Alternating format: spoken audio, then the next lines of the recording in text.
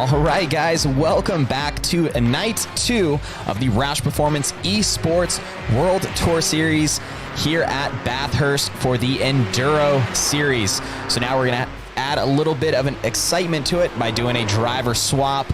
And I don't think we need to add any excitement to this track because it definitely keeps things exciting with that wall-to-wall action. Not very much room for error, and these guys are extremely competitive because point standings is extremely tight, which we're going to be going over here shortly.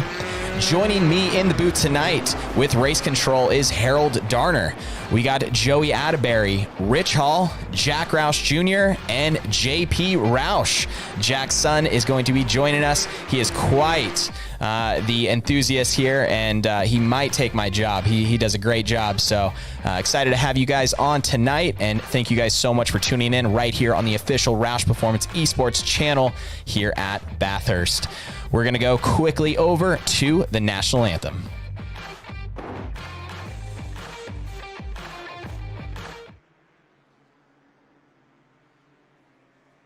Oh, say, can you see by the dawn's early light what so proudly we hailed at the twilight's last gleaming, whose broad stripes and bright stars through the perilous fight, oh, the ramparts we watched were so gallantly streaming, and the rockets' red glare, the bombs bursting in air, gave proof through the night that our flag was still there.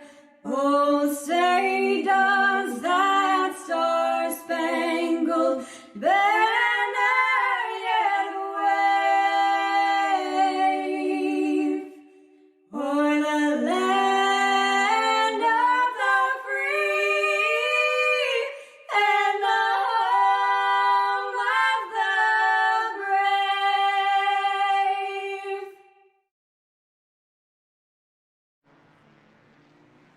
All right, that was Lexi and Kiana from Phoenix Uncaged. Thank you guys so much for that amazing national anthem there. And if you guys wanted to download their latest single, you guys can pretty much download it on any of the platforms like Apple iTunes, Spotify, and all those different platforms that they have.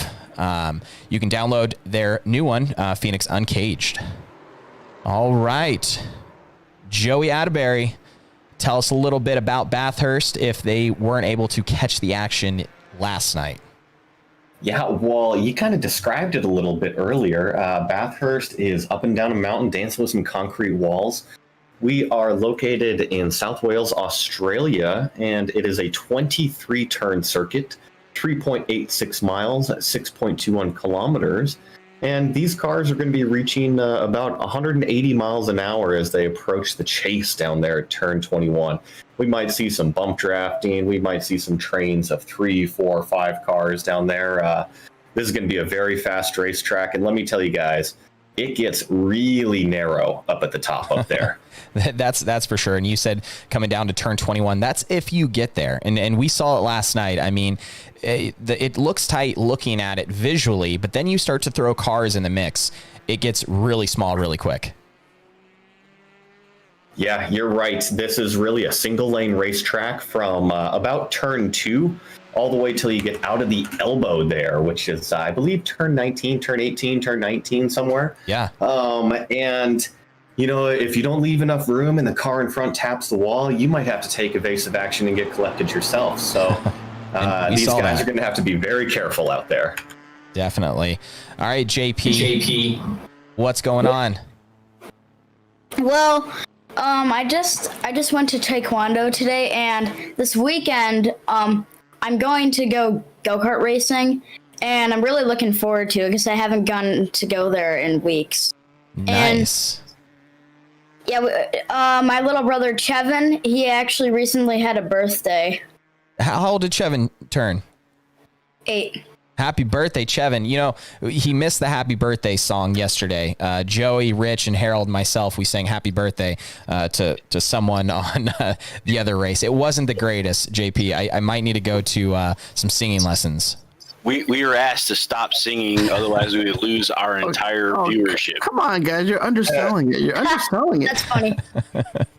All right, Jack Roush Jr., yesterday, you were able to take on Bathhurst, also known as, we've seen in the comments, Bloodthirst, and some drivers probably felt that.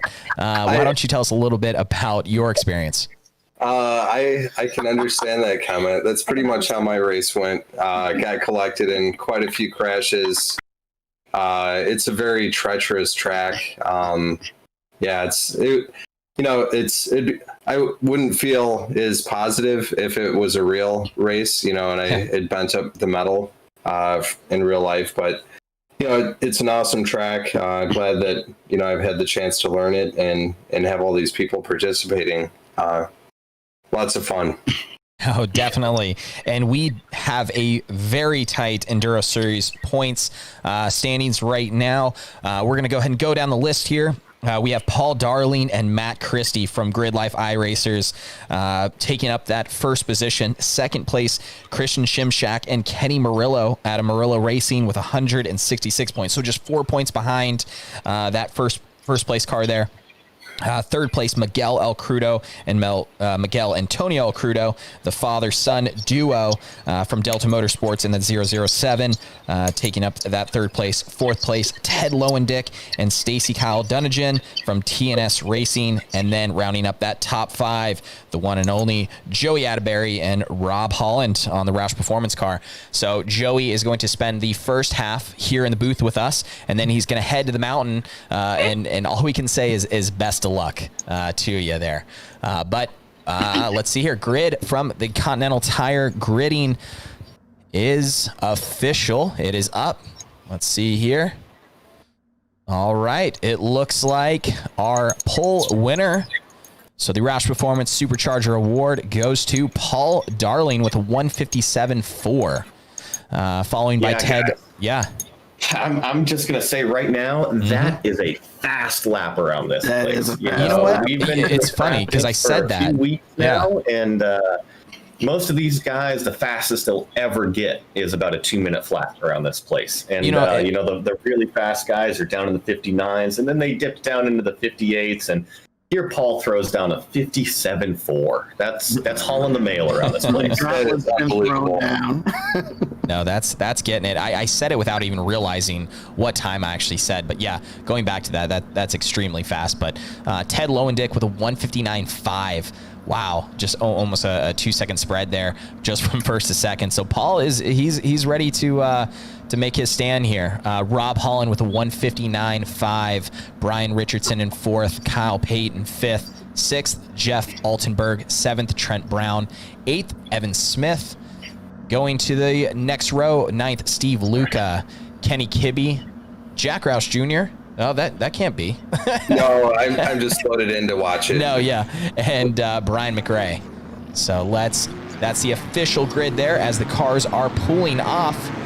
Looks like we also got Stephen Baker there at the end. Okay. If I were to say who the best driver in our series is, I would probably say Paul Darling. Oh man, your dad doesn't even come up on that list. JP's is making friends left, right, and center. Well, hey, I thought I'd paid you to pitch me here, bro. Hey guys, what's your favorite version of the Ford GT? The 2005, the 1966, or the 2017? It would be the 69 for me. The classic, that's a very classic car. There is, we take the green flag and we get down into turn 1 here. It looks like Paul Darling got through there and followed up by Rob Holland. These guys actually keeping it pretty clean. We'll see if they settle into a groove or if the first time up and down this mountain is going to claim some victims. I mean, your nerves have to just be at the highest point. I mean, entering the mountain for the first time in a race, knowing that there's no more practice, there's no more qualifying. This is it. And especially as tight as points are, your nerves just got to be going. Well, as you can see, they are too wide up through the cutting there. That's not a place that you want to be double file, so they all get single file here, and it looks like they're going to keep it clean, go nose to tail, up over the mountain, and they will approach Skyline here a couple turns. They'll crest the top and start going down. And let me tell you guys, it is quite the downhill. You are cutting it close to every single apex wall you can get to. All right, we're following along. This is Ted Lowendick here in the number 172 Ford GT. Ted has been definitely a strong contestant through the entire ROUSH Performance Series. We've seen him play some really great roles here, and he definitely stays towards the front, holding this third place spot. Yeah, it looks like we might actually have a move for position with the car right behind here. Getting a good draft down this back straightaway. We'll talk more about this. This is a very long straightaway where you'll see cars that are running high downforce really lose a lot of speed, and cars that aren't running a lot of wing gain a lot of time. So we'll just have to keep an eye on who's going fast up the mountain and who's going fast on the straightaways. But we noticed yesterday that one other thing, Joey, to point out is the braking zone is going to be different for every one of these drivers, and knowing where the guy is going to brake in front of you is something that we have to see. Like last night, we saw our second and third place cars get into it at the end there because the third place car didn't anticipate the brake zone for the guy in front of him. Yeah, hey Jack, were you involved in any stack ups last night at all? Nah, not at all. Nah, it was pretty much a blood fest. Yeah, it was got pretty nasty through those mountains. When someone goes into a wall in front of you, it's can be bad news very quickly. Yeah, it's a really, really scary track to race on, and I would understand this because I have this one other video game called Forza Motorsport 7, where I've actually raced Bathhurst, Mount Panorama, and it's really challenging. I crash into walls a lot. Luckily, there is a rewind feature in the game, but I noticed that that Forza game is actually really realistic. It has better graphics than iRacing. No, yeah, Forza is definitely a fun one to play. Boy, he's throwing shade all day today. He sure is. I will say this though. After yesterday's broadcast, I mean, I didn't realize how bumpy the top of the mountain was. So I went back and watched some old Bathurst 12-hour video, and I never realized it, but it really is bumpy up there. And that is something Forza does not do that this game does great. It just really gives you the simulation of the actual track surface. I was blown away. This iRacing just blows me away. Well, Rich, that's because they laser measure these tracks down to the 1 foot square. Well, you know what's interesting is they do that in Forza as well, but you just don't get you don't get that tactile feel of the bumps that you do in iRacing. It's incredible. Oh, and you definitely feel it too. I mean, in the wheel. I mean, I'm no professional high racer, that's for sure. But even at my expertise, which is very low, I can feel every little thing, especially on like those road course, or I'm sorry, like super speedway tracks. When you get to the Daytonas and the Talladegas, I mean, NASCAR often talks about how rough these speedways are, and heck, you can definitely feel every single bump through that entire race. Speaking of speed, check this out. Paul Darling just lands a 159.8, so he is not letting up at all. He is making a stand. 159.8. 159.8. Wow. Yeah, Wow, that's really good. Yeah, it's a pretty good race lap there. Not as good as his qualifying, but it's still really, really good lap. If I would say iRacing is probably a lot better for racing people, but Forza just has better graphics, but iRacing is much better on everything else. Oh, absolutely. As we see Paul Darling here take that lead to about a 6-second lead over Rob Holland. Yeah, they're just putting down these laps left and right. And you mentioned that now that NASCAR has decided they're going to go with putting dirt on Bristol, I'm just dying to wait to see that in iRacing. Oh my goodness. Yeah. You think it's bad now? Bad in a good way. yeah, exactly. All right, guys, you're looking at your top 4 there, the top of the charts, as we ride along with the back of Rob Holland, pointing back to Ted Lowendick from T&S Racing. Yeah, man, these guys are all single file and being really nice to one another. I think they know this is an Enduro this week. Yeah, man. I was going to say it's complete opposite of the sprint race yesterday. These guys are just kind of putting in laps and, Yeah, but it's nice to see here that it looks like 2nd, 3rd, 4th, 5th, 6th. And right through 2nd through 6th, there's about 4 seconds apart from each other. So, just one mistake going up through the mountain in one turn, and I think this is going to become a train of 4 or 5 cars real fast. And as we were talking, it looks like this 3rd place car has slowly caught on to the back of Rob Holland. Yep, there's a battle there. Rob Holland, Ted Lowendick. Rob's got some real experience around this racetrack. I know that he's got some GT3 experience. So he not only brings some speed to the table, but he brings real-world setup knowledge, real-world knowledge on how the track drives and where the car needs to be fast in order to win these races. And I think what you're seeing right here is him just taking his time and running his pace. He knows that Paul is kind of way out front there, but if you guys tuned in last night, Paul actually ran the car by himself, and so we'll see if Paul pushes it too hard or if he's just going to run a pace that he knows is a little bit faster than everybody else. Definitely.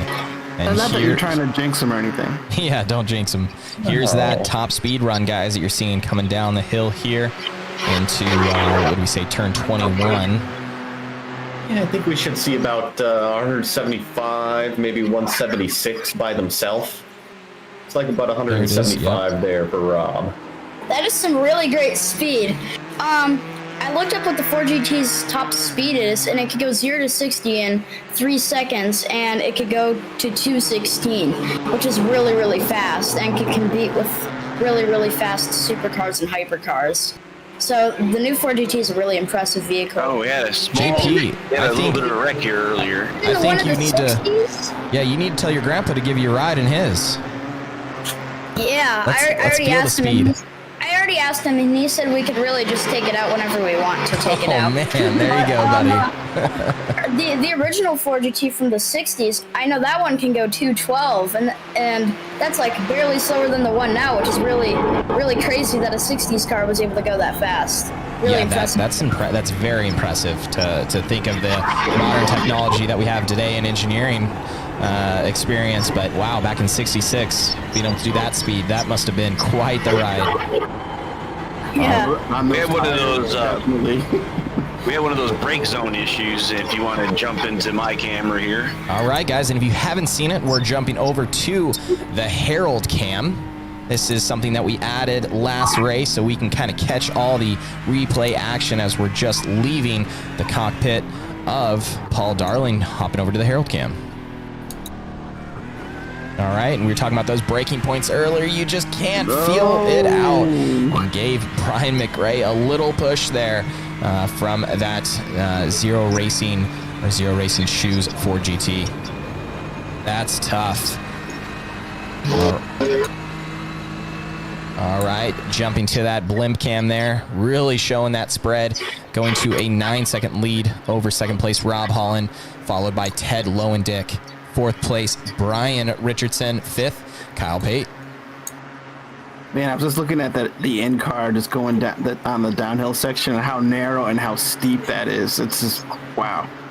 Absolutely. I mean, spectacular, man. Yeah, it gets things exciting watching. Definitely got to be on your P's and Q's going down there. Oh yeah, absolutely. You know, I think, Rich, if we actually want to go hop along, ride with a third place car, take a lap around Bathurst. I know they're just going through turn 1 right now. We can catch them, and we're tagging on the back of Rob Holland right here. This is Ted Lowendick driving the TNS Racing number 172. We're going to be going all the way, probably 6th gear here, approaching turn 2. We're going to actually start to climb the mountain here. There's a pretty heavy brake zone into a long sweeping right-hander. As you can see, we already start to get into the bumps, and now is where the racetrack starts to get really narrow. We start to cut into the concrete wall, heavy on the brakes, down to 2nd gear, up around here. Look at how tight you are through here. Completely blind, up over 2 apexes to the right, completely blind up over an apex to the left. We're gonna dip down into this little valley. 5th gear, 135 miles an hour. Around the corner, we're gonna come up over the crest, and now we're gonna go through Skyline, and we're gonna start to go down the hill. As we approach here, 130, 140 miles an hour, down 1 gear, down 2 gears, all the way down to 2nd gear here, through the dipper. Elevation change, lock the tire. We're still continuing down the hill, clip the apex concrete barriers. Ooh, get on these brakes, get it slowed down. 2nd gear, slowest corner on the racetrack. And out we go. The guys, hey, made it through the elbow, made it up and down the mountain. Let's see if we can close a little bit on the draft here at Rob. What'd you think about that, Rich? Oh, wow. that is intense. Yeah, no, I found myself white knuckling my computer chair. I'm like, oh, just like watch. It's so intense because there's absolutely no room for error here, and you're watching the hands of Ted here. I mean, and just he's putting in a lot of work getting around this mountain, which is pretty amazing to see what type of input you have to put in getting down this mountain in this car. So my question is, what is the level of trust you have to have with competitors on a track like Bathurst, where there's this so small margin of error? Extremely high. Yeah, don't race with me. I've been to a lot of tracks, and I've never seen anything as treacherous as this one. Yeah, I agree. I haven't seen any more tracks more treacherous than this. This track's just insane. Yeah. I don't know if there's any more harder tracks than this track, honestly. What is the highest top speed anybody's seen on this track? I think we'll give right about 180 miles an hour if we had a couple cars bump drafting together. That's a pretty nice speed. Yeah, That's do about like 175 by themselves. yeah, that's like Shelby GT500 Ford Mustang fast. Whoa. Pretty fast. Jack. JP, I'm gonna have to take you through ROUSH Performance and show you our cars. Might be in timeout after that one. Yeah, JP, you still there? We can, JP, we can change it to the Jack Roush edition, 775 horsepower fast. Now that is fast. That is crazy. All right, guys. Looks like we got a new top 5 in here. Trent Brown in that PG-13 Ford GT.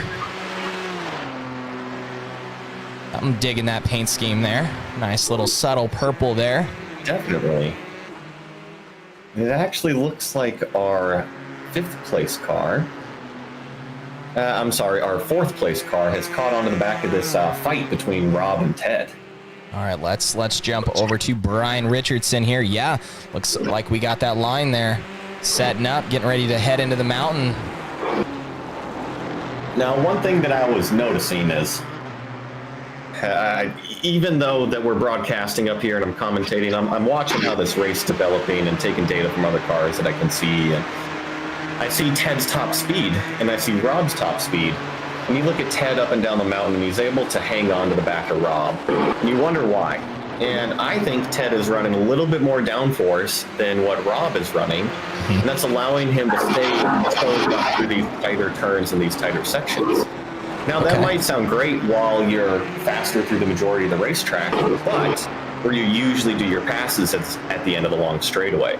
If you're running a higher downforce setup, you're not going to be able to catch and pass that car that's running a lower downforce setup. So Rob's just out there hanging out. You know, he's just driving laps. He knows Ted can't get by him up through the top of the mountain. And then as long as Rob focuses on his exit, he's going to have a higher top speed, and Ted's never going to be able to touch him down that straightaway.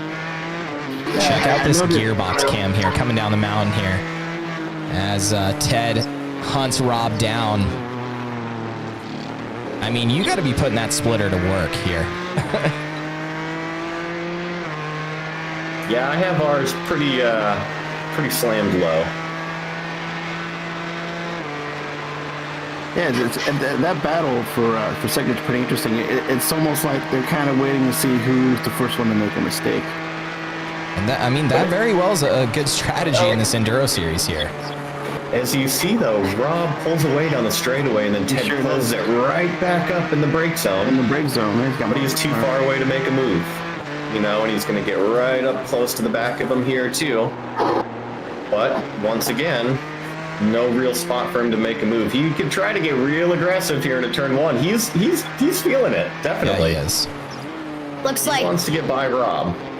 Yeah, he's really going at him. He's really on his car's rear end right now. He's really close. So where Ted needs to be fast, though, to get by him is right here. And I just don't think he can get close to him. Look at these. Look, this is such a battle here for second, third, and fourth place. This is really intense, especially on this track. And Rob's is acting like he's not even back there. You know? He's just out there driving his own race. Wow, look at Brian right on Ted's rear there. Yep. Brian says, "Don't count me out, guys. I want a spot." Along with Brian, let's see I think Ted might go into defense mode here and slow down a little bit. I don't know. If I were him, I would be going for Rob. Brian running down some solid times last lap time with a 2-minute flat. And it looks like both Ted they're both there. Rob actually ran a little bit slower lap with a 2:01. Ted with a 2 flat 8, and same with Brian. So this is definitely going to be some tight racing here. Joey, what's our fuel look like for this track? I know we did a limited fuel tank yesterday's, but how do we do that for today? We are running identical spec cars between the Sprint and the Enduro series, so we're running 77% of the total fuel capacity, which comes out to be about 19.9 gallons for these guys. And how many laps are we looking at for that? Because I know yesterday it didn't seem that a couple of cars had to get gas towards the end of the race. Yeah, you know, in some of the social media talk afterwards, there's a couple contact points. And there was some elbows out going on yesterday that we missed, and I think there were some extra fast repairs being used. Yeah, I think I used up more than 3 in that race. We have the unlimited on specific cars, I think. No. Yeah. These guys do have three fast repairs for this race here. We usually give them 2, and look at this, Brian Richardson. Wow. You know what? It looks like Ted yielded that position. Brian went a little wide there. A little wide. I wonder if Ted said, you know what? I can't figure out a way around Rob. Maybe if Brian can figure out a way around Rob, I can take advantage at the same time. We kind of need to get Rob out of his line going into a turn. Is probably the only way they're going to get around him, it looks like.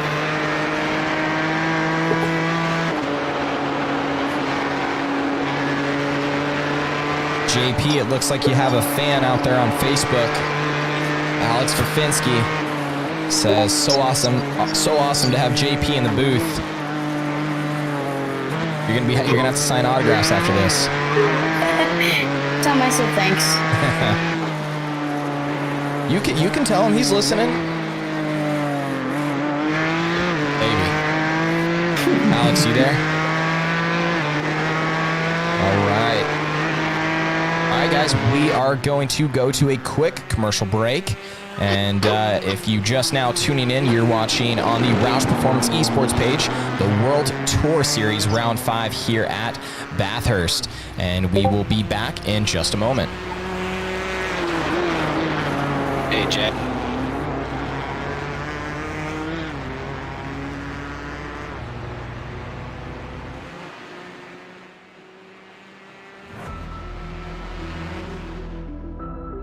Luke here from ROUSH Performance. We're at the Continental Proving Grounds in Uvalde, Texas, doing a little development testing for our 2020 Mustang. Stick around and see what we got planned. Here at Continental Tire's Proving Grounds with ROUSH so that we can go through and get some testing done and to prove out their vehicles, prove out our tires at the same time. In some of the testing we've done today, we've done some lateral G testing, we've done some cornering work, some wet braking, and then some road handling for the tires as well. So all that goes into the overall finished ROUSH Mustang that we try to deliver to our customers so that you've got a vehicle that you can drive year-round in any type of weather. The Continental Extreme Contact Sport tire has been hands down one of the biggest improvements that we've been able to add to the vehicle chassis. I think overall the customer will be really happy with their Mustang when they've got these tires on their car. Anybody in the market can buy the same tire, put it on their vehicle, and increase their performance. The customer will be able to take their everyday street tire and go right to the racetrack. And this is kind of what we were looking for when we partnered with Continental on the tire for the Mustang. We chose ROUSH because of their name, and their name means performance. Continental Tire means performance, and we're trying to connect the two brands and make one and one equal four. We're going after the best performance out there. We just wanted that ultimate tire and just an obvious blend between racing and street that we want to provide for our customers with our Mustang products.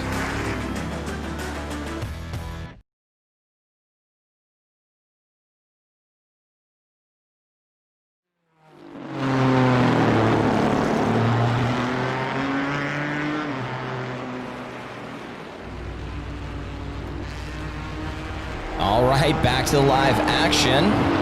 It looks like we've had a yellow thrown here. Going over to race control. Harold Darner, yellow flag is out. Looks like this will be bunching back up the field. Yeah, they had a couple cars, get a little bit of wide on the track there. We had to shore it up, get some of that dirt off the track that was causing some guys to be sliding up through and down the turns. Some virtual debris. Yeah, debris on the track. Get it off. Get it off. Someone's napkin blew out onto the track. Well, come to say that, like, and I'm the old guy, here, and I talk about it. We talk about getting into the debris that builds up the little pebbles of rubber on the sides. How does that work in a road course? I mean, and something like this where there's really nowhere for it to wash off. Yeah, it just gets pushed as far offline as it can get. It definitely collects in certain spots, but where the cars drive, it'll naturally pick up or push out. So the racing line tends to be pretty clean, but right off of the racing line is going to be very dirty. Yeah, and if you push the car a little too hard and get into that bad area, it can really bite you. But so here we were talking about, like, there's just two cars coming up through, two lanes maybe. So the particles, the rubble, the debris, and all that can't be that far away from the car. You're right. They really aren't. So you get off just a little bit, and you could really cause a lot of trouble with picking up debris on those tires. All right, guys. If you are just now tuning in, first off, we want to say thank you so much for watching here on the official ROUSH Performance Esports page. You're watching us at the World Tour Series at Bathurst, which is, if you guys aren't familiar, I think we always kind of just take for granted that, hey, you know what you're watching, but this is a iRacing platform that is on PC. That's a simulator type program. It's absolutely amazing. iRacing does an awesome job putting this together and giving us a platform to perform on. And then now we're able to kind of take it and really, and there's the pace car. That's always so funny to watch now. Pace car. We need to get some Continental tires on that pace car so we can take that corner a little bit quicker.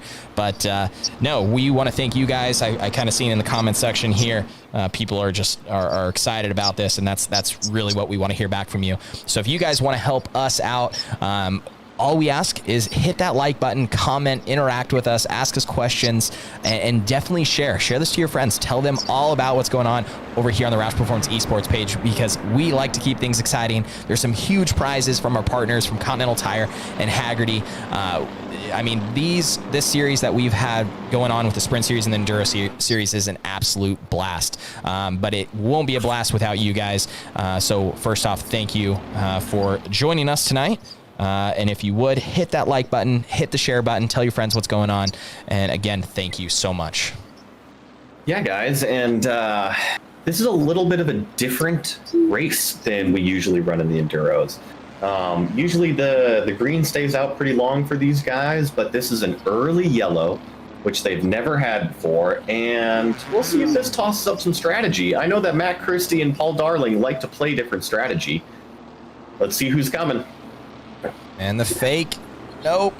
Nope. Okay, it looks like from fifth on back is coming. Yeah, 5 cars just went into the pits. Looks like people are really taking the concept of enduro race seriously and going into the pit stops. All so right. it's gonna get interesting from now. We're looking at that race off pit road board here is up, and we're seeing who's going to hit the box first. While those E crew jumps out, they're so fast, guys, you can't even see them. Watch this. Here we go, and boom! Jack comes around. Zip, zip, zip. Whoop, whoop, whoop. There you go. Sound effects and all. Check that out. Ninja smoke. Yeah, you got to put ninja smoke in there too. Spot on, dude. There you go. All right, let's see who's going to be first off pit road here. It looks like it's going to be... We got Brown, Pastor Jack, Stevens, Kibbe, Altenberg here. Oh, I see Jack's coming up. That's a 4-tire there. Looks like Altenberg. And off Brown. Trent Brown of the PG-13 4GT, following by, is that Pastor Jack? JG Pastor Jack of Grassroots Motorsports 4GT. There's that Zero Racing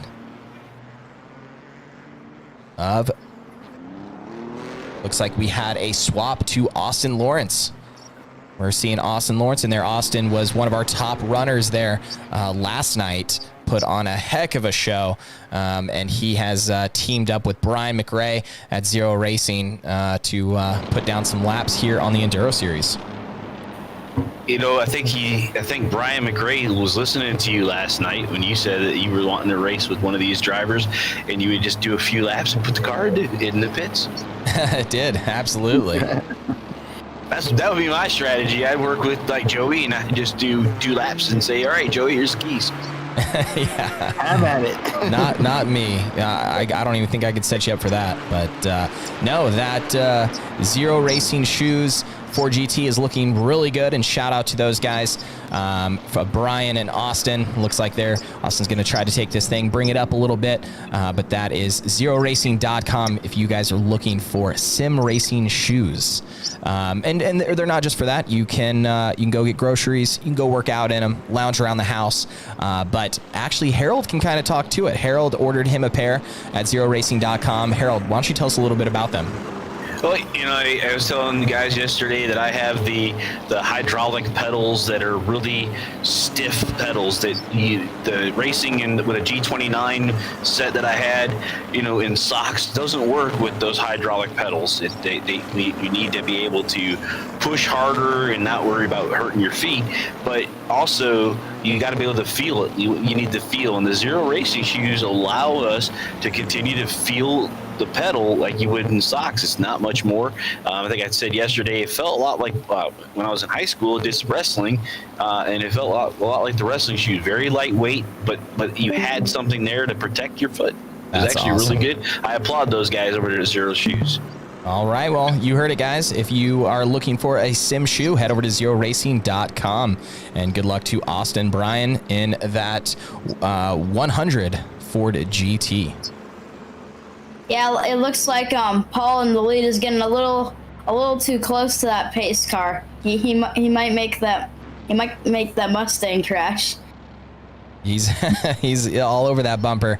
I don't know. Hey, JP, I think we're gonna have to put a performance pack in that pace car, so keep on pace with the Ford GTs.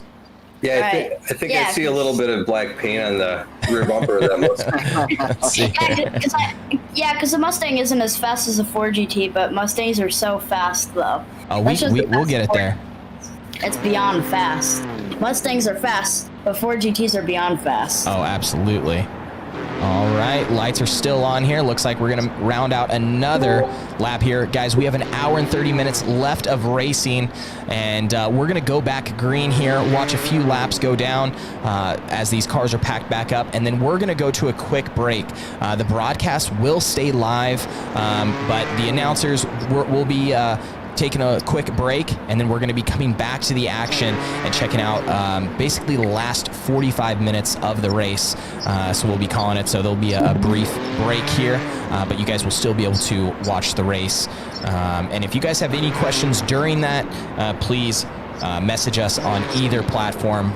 We're streaming on the ROUSH Performance Facebook page, the ROUSH Performance Esports page, YouTube, Twitch TV, and the best part about this, guys, we will actually be streaming on TV, so Roku TV, Apple TV this Saturday.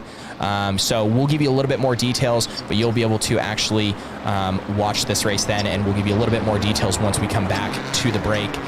But running down the order here, let's check out the top 5 here. All right, we got Paul Darling, Grid Life Racers, iRacers there in first. Rob Holland in the ROUSH Performance 4 GT. Ryan Richardson in the Rocky Mountain Racing GT. Ted Lowendick in the TNS Racing. Evan Smith for Team Evan Smith. Trent Brown in the PG-13 GT. Serpent Stangs Racing, Tim Stevens. Followed by JG Pastor Jack, Grassroots Motorsports. Then we have Austin Lawrence in that Top Flight Sim Racing, Zero Shoes 4 GT. Kenny Kibbe in the Western PA iRacing 4 GT. Jeff Altenberg in that AmSource Motorsports rounding out the field there.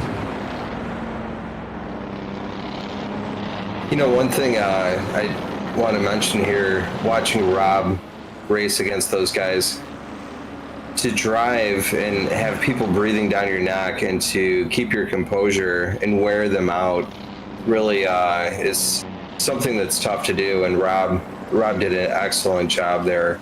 You know, he kind of was the jackrabbit, you know, running away and just never giving up, never made a mistake that I could see. Really impressive.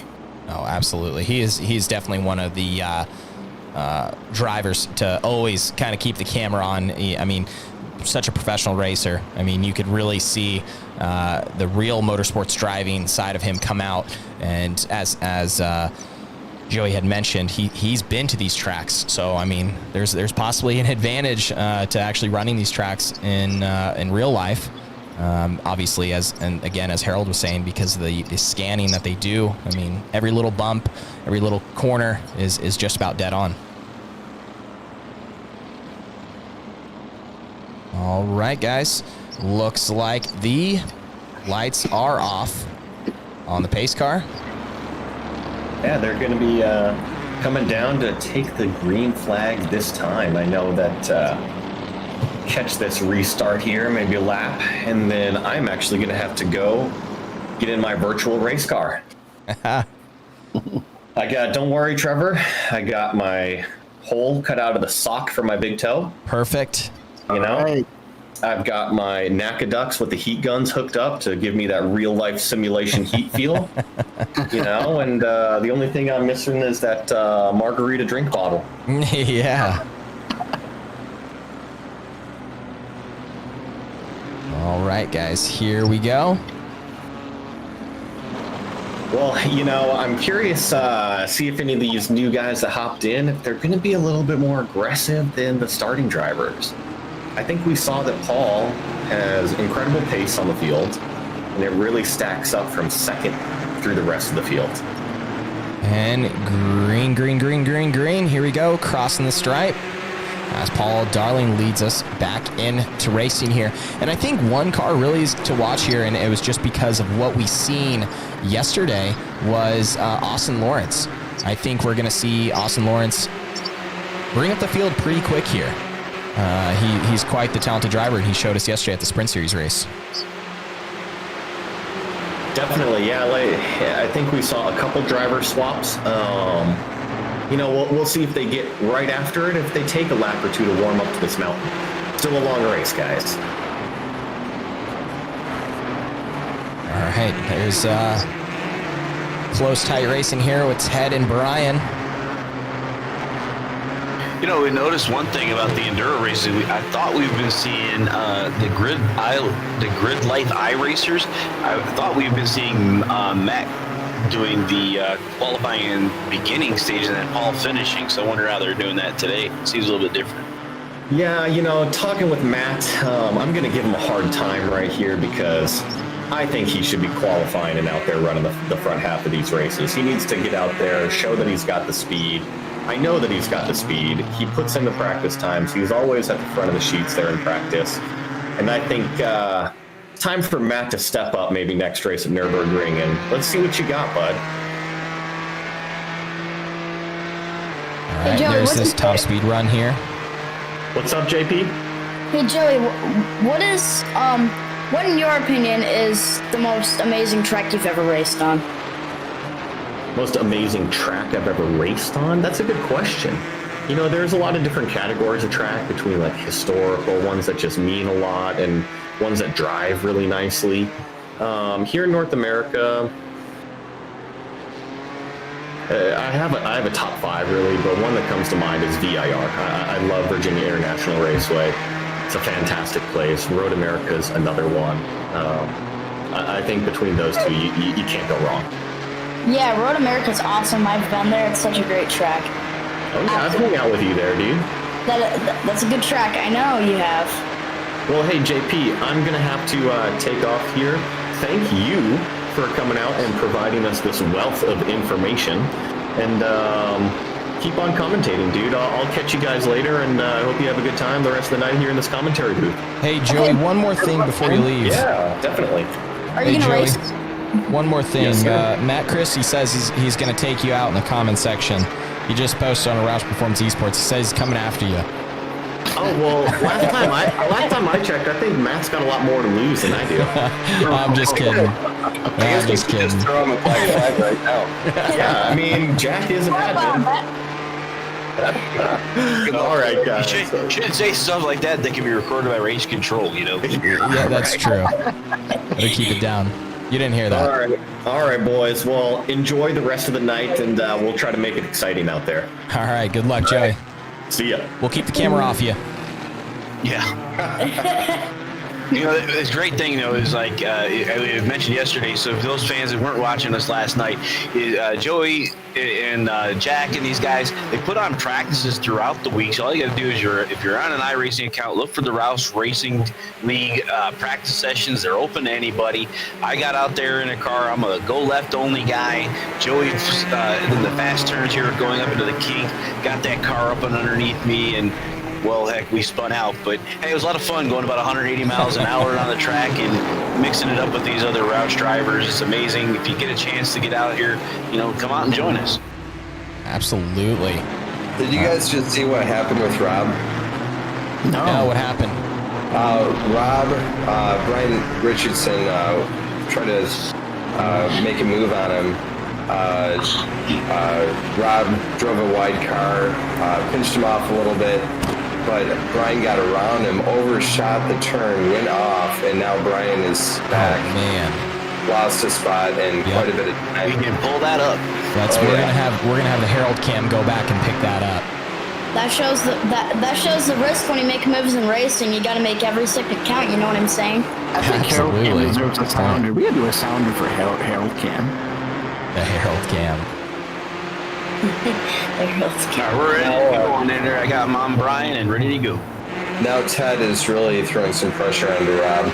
Yeah, he's been doing that this entire race, Dad. Yeah, there's some battles all over the place. I mean, if we look back at 10th, 11th place of JG and Jeff, there's a tight battle there. We're watching the battle right here with Kenny Kibbe and Austin Lawrence, as Austin Lawrence just overtook Kenny here. As I kind of said earlier, I think Austin's going to be the one to watch here because he is making up some positions here, ready to race. But let's jump over to the Herald Cam and see what went on. This is between, who did we say this was? Brian and Rob, as we see the pass right there. Yep, there's Brian shooting down inside. Let's rewind that one more time. Let's kind of see what happened there. We overshot the turn and then slid sideways through the kink there. And this is what we're talking about, one of the fastest parts of the track, and just, man, got real close to him and said, nope, can't hang on to it. Yeah, if you don't take that braking zone, that's where I was having problems in practice with Jack and Joey and Matt and all. Yeah. Was trying to get that one turn because you're going so fast, you got to wind it way down. Jack, you got any pointers on how to take that turn? It's tough. You really got to slow down way more, than it looks like going into it. That was a struggle to learn. One of the challenging spots to learn. It's almost like a little bit of a optical illusion going through that. Yeah, you don't know what's coming there. You see it, and by then, way too late. Oh, yeah. Because you're coming up the hill, and you got so much speed, and you think the hill's going to help slow you down. It helps propel you through the grass, like we saw Brian. Yep. Yeah, so Ted is continuing to just put more and more pressure on Rob right now, making moves, trying to fake him out. Man, it's getting pretty dicey right now up over this mountain. Yeah, Brian's right back there, too. All right, we're just jumping to the in-car cam of Ted Lowendeck as he runs down Holland. You're right, Jack. Watching them through that mountain there is just dicey. I mean, no room for error. I know we keep saying that, but I don't think people understand. I mean, these cars look like they're about coming airborne coming out of that corner there. You are, actually. Oh, my goodness. Yeah. The car gets really light going to some of those corners. So, Jack, this or the corkscrew, which is the one that you feel that dropped the more? The corkscrew, it's one turn, and it is a lot, but this is like 5 corkscrews together. At Long Beach. Yeah, right. Yeah, exactly. With walls on either side that do not forgive.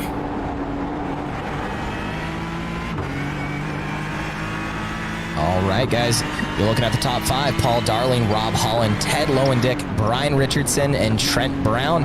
And there was that Austin Lawrence I was telling you guys about as he makes his way to 6th position here as he's running down Trent Brown. So we'll see if we can see a pass happen here. We're riding on board of Austin Lawrence in that Zero Racing 4 GT.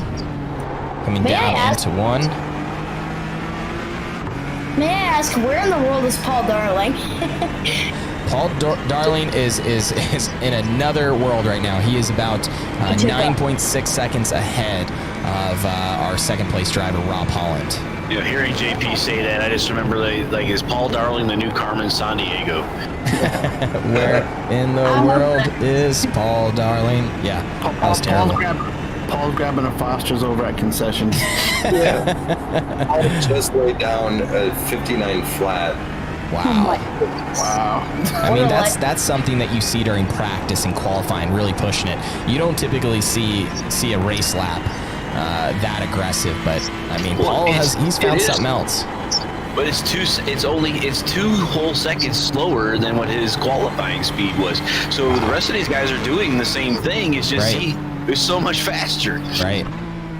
He's able to go through these turns like so quick. Even the hardest part of the track, the essay, is like he's really, really good at this track. Oh, absolutely. He's definitely practiced a lot, and I could tell that Rob, Brian, and Ted have been battling it out this entire race. They absolutely have. All right, let's see. He's giving him the flash here. Austin with the aggressive. So, maybe someone else can kind of speak to this from the sports car world. I mean, is it a distraction? Is it a thank you? Is it I'm going to punch you in the next corner? Like, what does the light flashing actually mean? It just puts mental pressure on people. It's kind of like popping out. It's just trying to wear them out mentally. And do you feel, I mean, Jack, have you been in that position where someone's flashing you down and saying, I'm here? I mean, do you feel that pressure when they do that? That's something that, I feel pretty good about, being able to focus, when someone puts pressure on me, to the point of, it's almost like, in a way, if you're in front and someone's behind you, you could be prey and you could let them beat you. and feel like you're a victim, or you can say, no, you know what, I'm going to run away faster than you can stand, and just never ever give up. Right. And that's what you have to do. And just wear them out in front of you, from in front. Ted is definitely doing that with Rob right now. We're jumping to that gearbox cam. And guys, I keep thinking about cutting to a break, but there's just too many great battles going on right here. So we're just going to keep watching these battles kind of pull together here as Ted Lowendick and Rob Holland. I mean, watch them come down the mountain. There is absolutely no room for error. Honestly, I think in Rob's favor, I think he has a better setup, and I think that's in the back of his head, so he's just kind of just out there. It's up to Ted to figure out a way to get around him, and as long as he can't do that, Rob's in the catbird seat, I think. Oh yeah, and look at. Let's see here. Let's actually jump over to Rob's car here. So we're looking at the comparison sheet of last lap. With Rob Holland ran a 2 flat 0.8, Ted with a 2 flat 0.6. So we're talking very small margins here, or you could say one very minor mistake. And we just saw Ted try to go on the inside of Rob coming up through the kink on this last lap while you were in car. Oh yeah, no, and check this out. Yeah, Paul Darling with a 158.9. He's getting faster, guys. Jeez. Getting stronger. He's getting stronger. Look at Rob. Rob is just running his own race. Look at his hands. He's not really reacting to what Ted's doing. He's just running his pace. Yeah, this is close. Guys, we're literally not a half a second with this group of cars here with Brian Richardson, Ted Lowendick, and Rob Holland. These guys have been running the race together all night. They kind of have figured out each other's lines. They know what typical driving style that they are. So I gotta say, with all three of these drivers, what great racing they're doing. I don't think I've seen a single incident of contact, but they are racing each other as hard as you can imagine. Oh, that's really a sign of what you're doing. Oh, absolutely. Yeah, and at the same time, Paul Darling is slowly pulling away more and more while they're constantly intensely battling. I think it's kind of funny. Yeah, it's not hurting Paul that these guys are battling like this. No, definitely not. All right, guys. Well, we're going to go to a quick break here. We will be back at the last 40 minutes of racing to wrap this Enduro series up here on the ROUSH Performance Esports page for the World Tour Series Round 5 at Bathhurst. Also, in the comment section, you've seen it, Bloodthirst, because things get ugly real quick when they happen coming down that mountain. But I just want to thank everyone for watching. Thank our partners, Continental Tire and Haggerty, for partnering with the ROUSH Performance team and putting on a great show for you guys. And big shout out to Top Flight Computers for enabling us to give you guys great quality stream here in the comfort of your own home on our ROUSH Performance Facebook page, esports page, our YouTube page, Twitch TV, and we're even going to be streaming to Roku TV, Apple TV this Saturday. So if you guys didn't catch all the action, you can rewatch it then in the comfort of your own home. We hope everyone is staying safe, and we will see you guys here momentarily.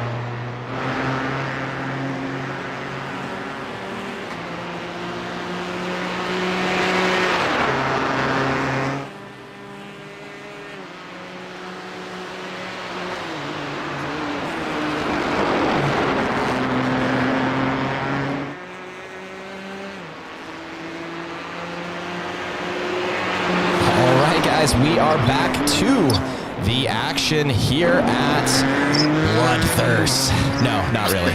It's Bathurst, and it's in Australia. And it's basically it's on a mountain, a really tight mountain, if you guys are familiar with the track.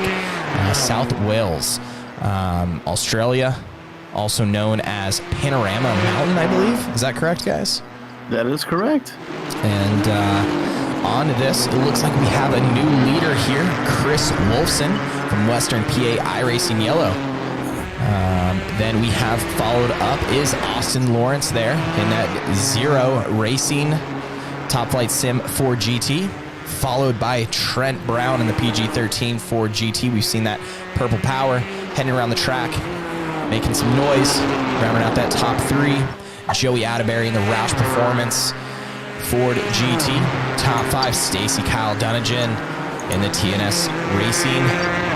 Paul Darling there in the Grid Life iRacers. You know, I haven't seen much of Matt Christie this race. When does he show up? Was he in the stint when we weren't watching here? Exactly. He did the middle and he came back the ball. Nice. All right. Then we got Steve Luca here, Serpent Stangs Racing. Kyle Pate of the Grassroots Motorsports. Jordan Musser of the Amsource Motorsports. Rocky Mountain Racing, Brian Richardson. There's Brian back there. You'll probably see him quickly come to the front here. And then wrapping up there, Tim Evan Smith, Ford GT of Abe Tang. All right, so guys, there was definitely some action that has happened. A lot of lead changes here. I'm going to go ahead and show you guys kind of what's going on that side of things as that ticker drops down there. Looks like there's our leader as we're watching Chris Wolfson come around the track here down that stretch into the high-speed corner. What did you guys do on your break? Anything exciting? Jumping jacks? Get the wiggles out? No. I ate some chips. That was about the extent of my excitement for this evening. Outside of Bathurst, of course. Of course. And I had to eat. The wife made me some nice jerk chicken and rice. It was amazing. There you go. Wow, that sounds good. We're gonna get our followers hungry.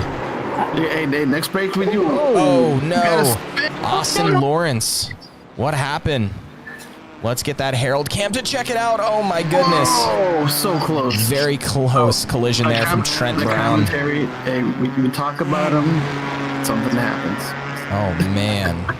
All right, he got him coming into this high-speed turn. All right, here we go. Hopping over to the Herald cam here. Let's see what happened. Here is Austin Lawrence into that high-speed corner that we're talking about. That just, I mean, issues happen here. Late braking, loose out of corners. Looks like he has it together here. Down in the corner, little dirt on the side there. It definitely could have been a contributing factor. Oh, just too much green stuff. And then watch this. He tries to make the quick turn. Quick reverse. Oh man, that's some driving there by Trent Brown. Wow. But you know, he really didn't do much damage other than sliding the car around. Yeah, no, you're absolutely right. He was able to keep it off the wall. If that was in the mountainside, that definitely, I don't think that would have happened. All right, as we see Stacy Kyle here climbing the mountain, following Paul Darling. There's Paul Darling sitting in the top 5 position. Now, I was going to have a shout out here for 2 teams that have yet to have any incident points for today's race. All right, let's hear it. Who's staying clean? ROUSH Performance Racing, the 51 Joey Atterbury and Rob Holland, and of course the Grid Life iRacers of Paul Darling and Matt Christie. Which that means, for the people who don't track what that is, the out of bounds causes you to get a point. And if you hit another car, that's 2 points. If you spin somebody out, it's 4 points. That's usually how that goes. Wow, so no off tracks, no collisions, and I mean that's saying something here at Bathurst. That's Herculean at Bathurst, man. That's impressive. That is. All right, we're continuing to watch this battle. Paul Darling, Stacy Kyle from TNS Racing, for GT. We've seen the driver swap happen from Paul to Matt Christie, back to Paul. These guys have something to fight for here. And those Continental tires are definitely, they're screaming right now. These guys are putting them to work coming around this configuration here. Paul's last lap was a 1:59, and none of his competitors have broken the 2-minute barrier during the race. Wow. It's his to lose, man. Yeah, let's see. So best lap so far here. What are we looking at, guys? What is the fastest The fastest lap is the 1:58.870, and I think you have a control button that can put that up for us. There it is. you go. Yeah, Paul Darling, that 1:58.8. I mean, that's screaming. I would almost put an offer out there of some money if you could jump on and even get close to that, because I think I'm probably flirting in the 205 range here. And I think I put a 204 in practice when I was out there, and I was actually pretty impressed that I was within 5 seconds of like Joey and Rob and those guys that were out there with me. Hey, that's accomplishment itself there. I had to turn right. Yeah, you're not used to that one, huh? You guys were like, oh, he didn't hit anything on that lap. Yeah, exactly. Yeah, that's my achievement essentially. I didn't spin. I didn't hit nothing. Same. Yeah. That's Well, how you know, you that's how can't I get feel on with go-karting. You can't get on the leaderboard in iRacing practice if you hit anything Myself. because it negates the laps. So I did have some laps that actually counted. Oh man. JP, tell us a little bit about. So you're going kart racing this weekend? Yeah. Nice. So Probably won't win. no, heck no. Go in there, make it happen. So what type of course are you running at? Running at East Lansing Kart Track in Michigan. Okay. What kind of kart do you have? I have a Burrell Art model with Charles Leclerc stickers on it. Nice. Right on. So what's the fastest you've been in And a that rock kart? Do you know? sticker. I can go around in that Charles Leclerc with Briggs model. I could go around like 45, 46. And my other Yamaha Tony kart with the Alonso art stickers. Yeah. That one, the other 59, because they're both 59s. Right. So that 59 can go 47, 48 miles an hour. Jeez, and that's getting it on those karts. If people haven't, I mean, I'm sure some of our viewers, you guys have been indoor karting or karted yourself. I mean, those indoor karts feel like they're going, and I mean, you're doing maybe 25, top speed, maybe 30. So to JP, and JP, you're 11, is that right? Yeah, and I've already been racing there 7 years. I'm already a veteran to the track. Dang. Wily bit, it sounds like. He says, I don't need the bumper stripes. Get out of my way. Right? Second and third are starting to heat up here. Austin has caught Trent. No, I'm not an aggressive driver, so I wouldn't need bumper stripes because I never try to pass anyone. That's the reason why. That's the reason why I don't win my races is because I'm just not aggressive. Yeah. I'm working on it though. I'm starting to learn my passes a little bit more by playing some more racing games because I've been into racing games quite a bit lately. Yeah. So I'm learning how to pass people more. Well, I seen someone mention actually in the comments before the break. They were like, "Hey, when are we gonna see JP in the Sprint Series? You gotta jump on the iRacing, kick Dad out of the seat, and say, hey, it's my turn." He can do that. I'll probably be better than him. Well, Oh man. I say we do. Like I've been talking to Joey, saying, I think that it's not a big jump from the kart to the Legends cars, and there are quite a few Legend road courses around and the ovals. Oh yeah. And Hey, I would definitely jump in there to race against him. I think a little Father's Day, father-son racing series. We can do a sprint race. Yeah, me and Dad would definitely win on that one. Sounds cool. Yeah, no, definitely not me. All right, guys, we're seeing here the battle between Austin Lawrence as he runs back down Trent Brown, as you guys kind of seen there on the Herald cam just when we came back to the broadcast. There was a very close collision. Unfortunately, Austin spun around there, so you could just imagine how quick Austin is. I mean, completely looped around there and still was able to get back and going there, chasing down Trent Brown as they enter their mountain here. We're going to jump to the gearbox of Trent Brown. We'll check out the last laps here of these guys. So Trent's running a 2:01.2 last lap, and Austin Lawrence previous lap, I'm not going to say that's right because I got a 1:16.0, and that is not correct. I'm trying to figure out how our timing says that. Pass? Are you guys getting the same there, Harold? Yeah, it's a timing error. It didn't trigger the best. That could be due to an off or the fact that I did see him blink out. Okay, so that's maybe what it was. But no, obviously Austin's putting down some pretty quick times here as he passed Trent Brown as they come across the stripe.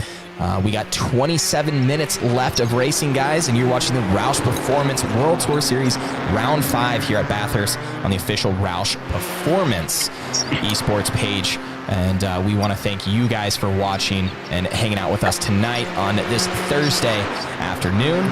And we hope that you guys give us a follow. Head over to that ROUSH Performance Esports. You can click that bell. It'll notify you when we go live racing. But we definitely would love for you guys to give us a follow.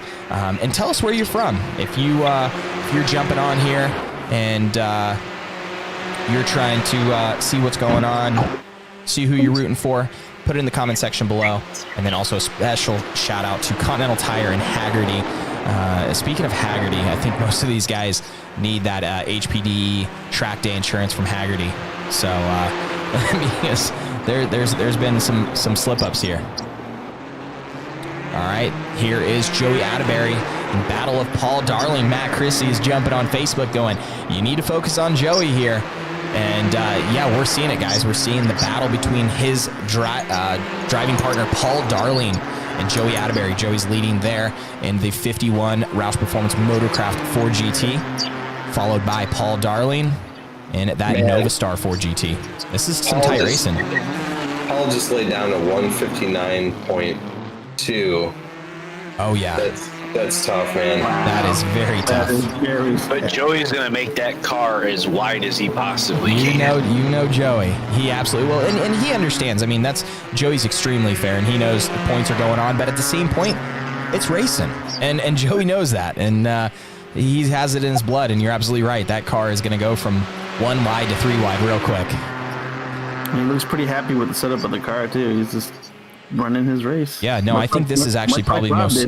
Yeah, this is the most comfortable I've seen. Yeah, you're absolutely right. Seeing Rob, kind of how comfortable he felt through the mountain section. They look really quick, and then once they get to this flat track, they're looking really good as far as aero goes. So I think we might see Joey maybe hold on to this position here because he's not going to give it up any easier than anyone else would.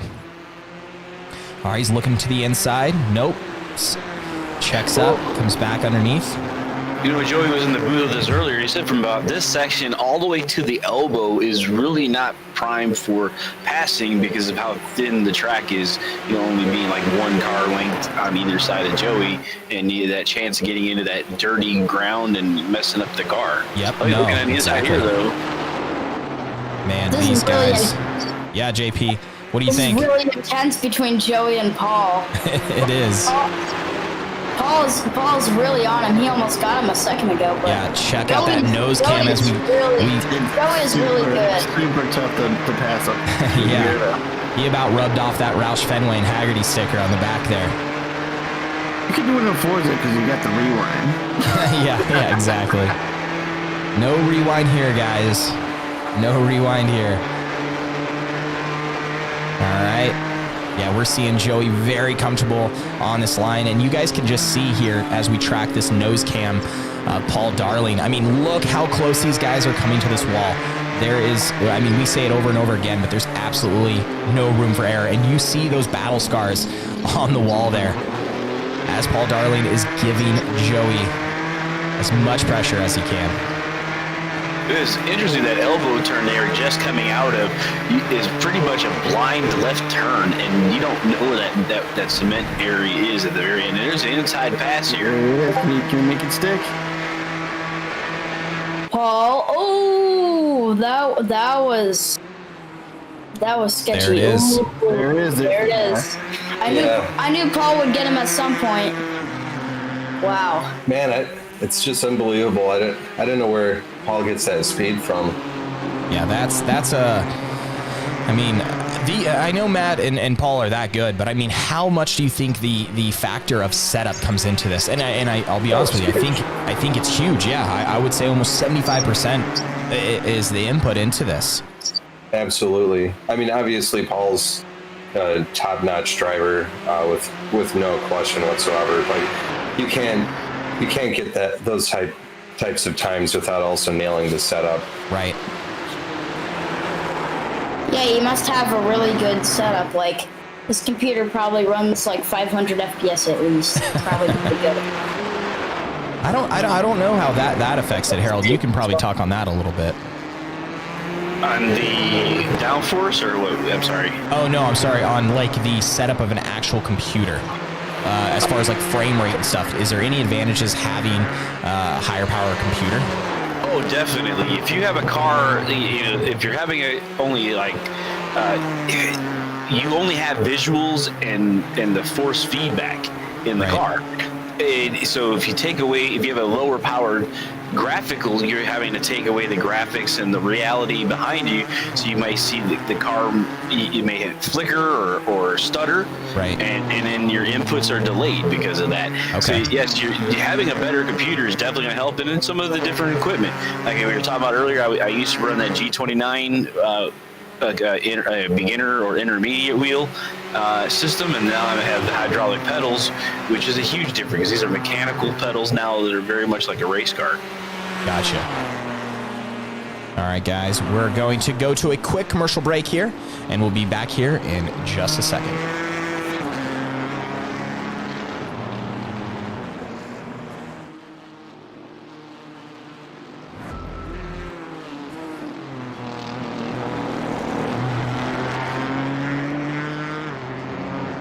Coming up next, the future of driving is self-driving. Dad, Yeah, buddy? am I ever gonna get to drive? I don't know. That means no.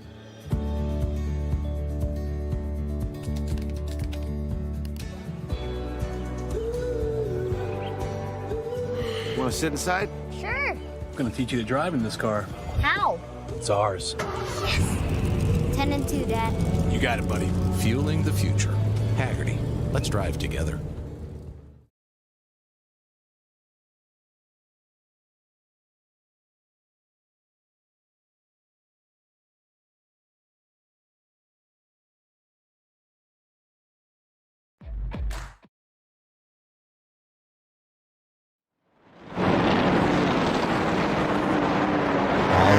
We are back to the action, and again, we got yellow out on the track, bundling these guys back up with 20 minutes left of racing, guys.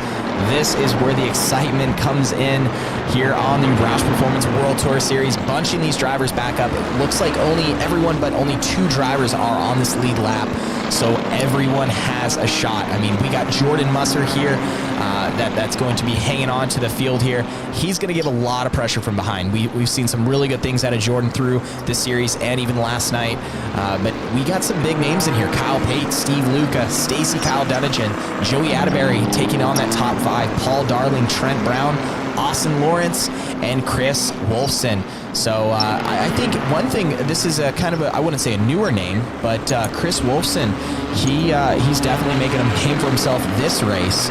We kind of haven't seen him working towards the front here, but I think if strategy plays out in his favor, we might see a podium finish from him. All right, we're also going to see here, as far as this strategy goes, what type of pit strategy are we going to see here, guys? Are we going to see half the field get in there? Are we going to see all of them? One? What do you guys think? Ooh, that's a good question. I think everyone should be pretty good on fuel at this point, right? You know, Jack, you might be able to talk on this. I'm not sure. I know fuel, these cars start at, 77%? They've all been to the pits. Do you take full? Good question. I can't answer that without knowing who's stopped in the past. Yeah. With a pit for, Currently we have the most out there has been Joey at 13, so is Kyle Pate, 17 with Rocky Mountain, but everybody else is around 9 or 10, so they're about the same almost most of them, except for those 2 drivers, a little bit extra. Wow. Okay. And that's gallons you're referring to? No, that's laps. Laps since being Gotcha. Okay. Yeah, so everyone should be good on fuel. Oh man, fight to the finish, guys. We got Chris Wolfson, Austin Lawrence that has been putting on a show back here, starting in the back here, pulling that Zero Racing 4GT to the front. But you can't ride off. I mean, you got Joey Adebayor, you got Paul Darling right there. And I mean, I hate to say it, at this point, guys, we have pretty much eliminated all but just great drivers. I mean, these guys literally are here to win, and with that tight point standings, I think we're going to see some racing here.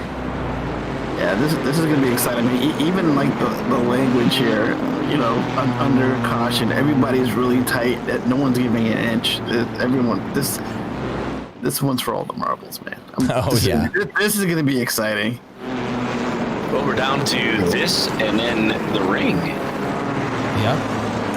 That's right. This is round 5. We're going to round 6. Next week, we're heading to the treacherous. I can't say treacherous. It's pretty largest circuit in the world. So I can probably say treacherous. You're doing the full ring or the GP course? I thought I'm not sure what we're using, but I mean, if either way, the thing is huge. Yeah, I think we'll do, you know, we're still working out the specific plan, but I think it will be the combined course with both the new and old tracks. Oh, wow, that's going to be epic. Oh, yeah. I've actually been around that for the Wow, that's awesome. Yeah, it was. You know, I think it was Rich, you were telling me about it. 3 times. Yeah. You were telling me about it. It's like they essentially shut down a town to bring this race to their town. Oh, no. It's its own thing. Oh, no, that's right. I'm talking a whole other thing here. Yeah, You're talking about Le Mans. Le Mans. Yeah. See, I know how to say it now. Which I haven't. Talking about, I have driven the Nordic Shelf, though. Wait, you're talking about Le Mans? We're going to the ring next week. Trevor was talking about Le Mans. Oh, right. You know, JP, you can't follow my lead, all right? I think your dad can tell you the same. Just you never know what I'm going to say. Yeah, we have a 10-second delay on Trevor's mic. That's including meetings at work too. I have to talk through a mic. All right. Here we go, guys. This is definitely going to be some exciting racing here on the ROUSH Performance Esports page. We'd like to thank our partners, Continental Tire, as you guys seen that last TV spot there. So heartwarming. The kid just, you could tell, he's like, man, Dad, give me a car. Let's do this. And landed in that fastback Mustang is really cool to watch. But special shout out to Haggerty and Continental Tire. They've been a great partner through this pandemic. It's definitely been an interesting thing, and we've had to figure out a way to still get back to you guys and stay engaged with you guys, because we hate to disconnect and everyone just kind of sit at home because we can't be going to these events, we can't be going to the track. So this is the next best thing, and we are really enjoying it. And we got some really great prizes. We got that R seat coming from Haggerty. Continental Tire is going to be gifting Continental Tires to our series winners here, and it's all coming down to this race and next race. I mean, the points are that close, so I think you're going to see some really tough racing here. Paul Darling back there in 4th place. He's going to be really on the gas here, trying to put that car in P1. So interesting stuff going on here, guys. I'm curious to see what is going to happen, and some new names up there. Austin Lawrence and Brian McRae there in that Top Flight Sim Racing 4GT. These guys, they came in last race at the Enduro race, or the Sprint Series race last night, and both Brian and Austin put on a heck of a show. So they've combined forces, and they're here at the Enduro Series. Yeah, it's interesting. The past couple of race weeks, we've had some new faces up front, man. It just tells you the parity we have in this series. It's pretty awesome. No, absolutely.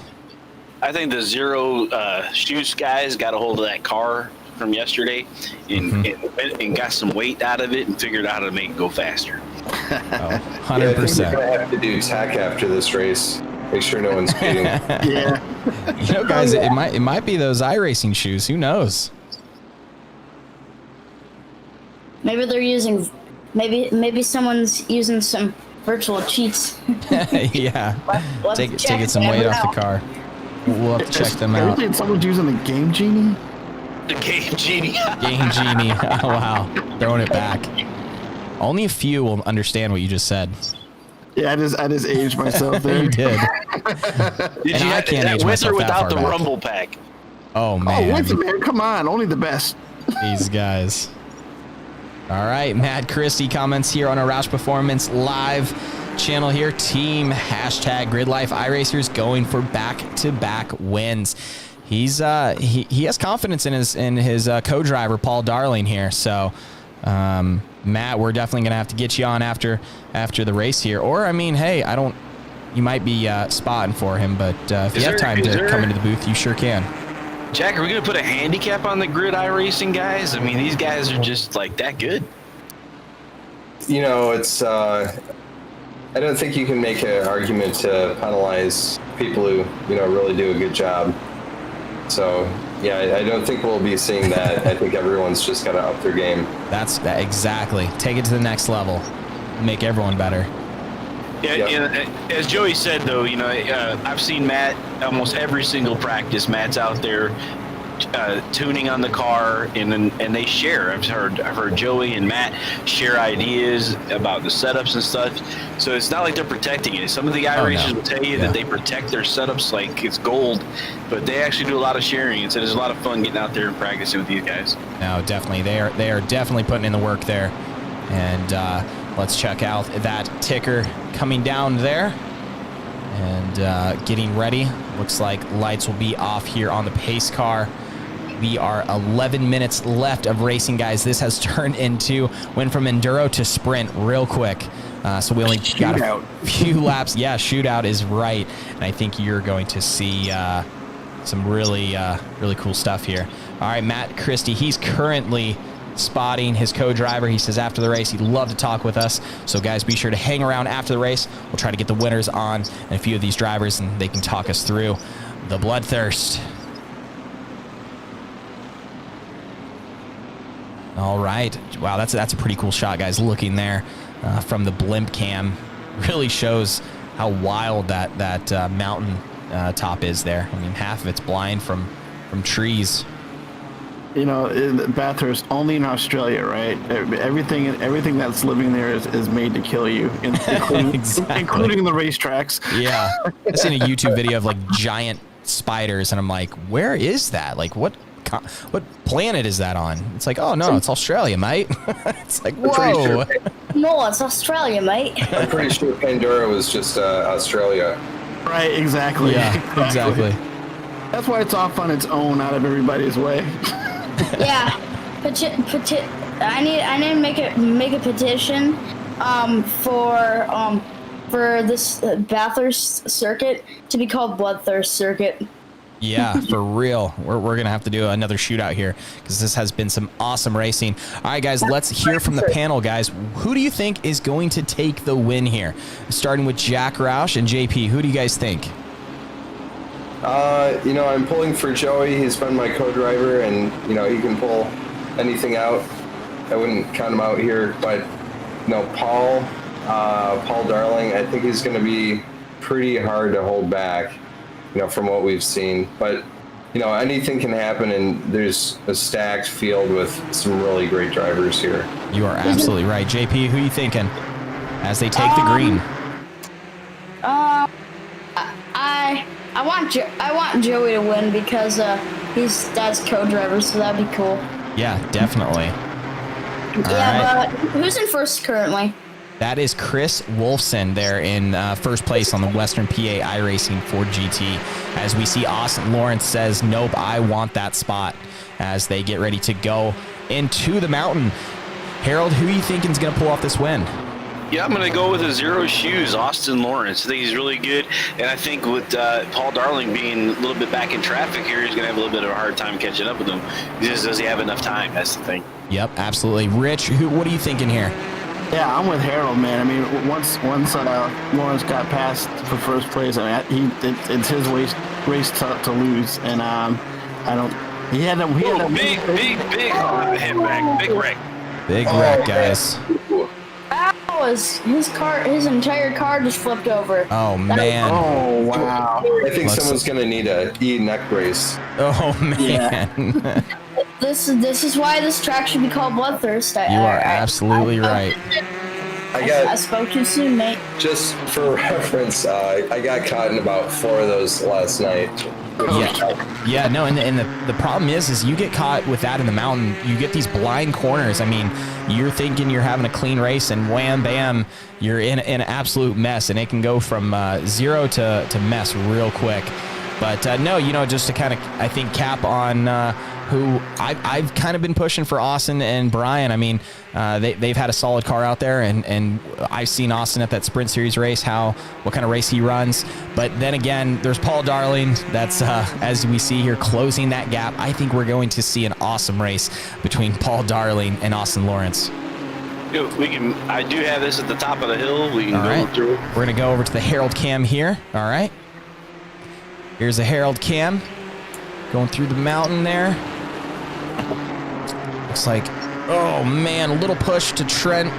Was that Trent Brown there? Bam, big hit on the roof. Ricky Bobby, this is not good. And there he is. And he'll need to sign up for, or I hope he signed up for Haggerty Insurance there and picks up that e-brace. That's for sure. Man, that's tough. All right, guys, back to the front action here. Austin Lawrence, Paul Darling, Chris Wolfson, Joey Atterbury, Brian Richardson, top 5 coming out of round 5 here at Bathurst. We are 6 minutes remaining, and this is going to stay intense here. And another thing is, we're looking at Paul and Matt. These guys are racing for points here. Austin's a little bit late in the game, but he's saying, hey, I want to kind of put my name out there, show you guys what I got. And another thing, I mean, Paul getting tangled up with Austin could also change that point standings real quick.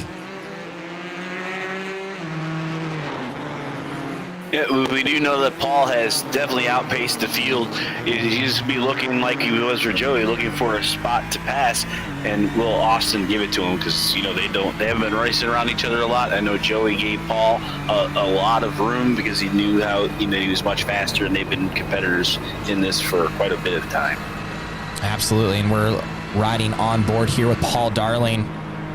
We're gonna jump to that left front suspension. I see them. That Nova Star 4 GT putting down those Continental tires, hanging in there tight. Continental tires are the best tires. Absolutely.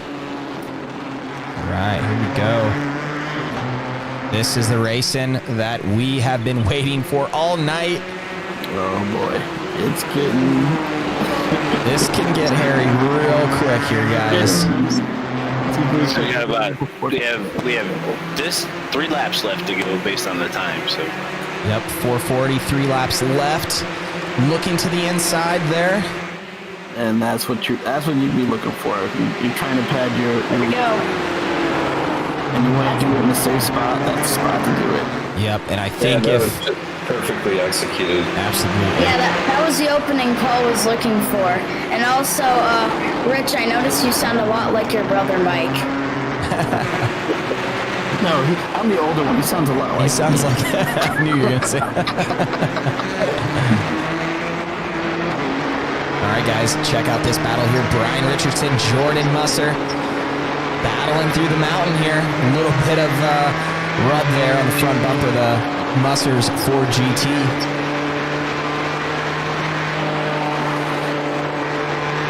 Yeah, I don't know. just a little tidbit here about Brian Richardson today. His partner Trevor Weed has been having computer problems so he's been doing this his entire tee by himself. Oh man. Oh wow. Talk about enduro. Man, that exhaust cam never gets old for me. No, it doesn't. Absolutely not. Just so cool and just so realistic. One of my favorites with that is occasionally they'll spit out fire. Yeah. Yeah. Little downshift, high RPM pop. See here if we can catch that here.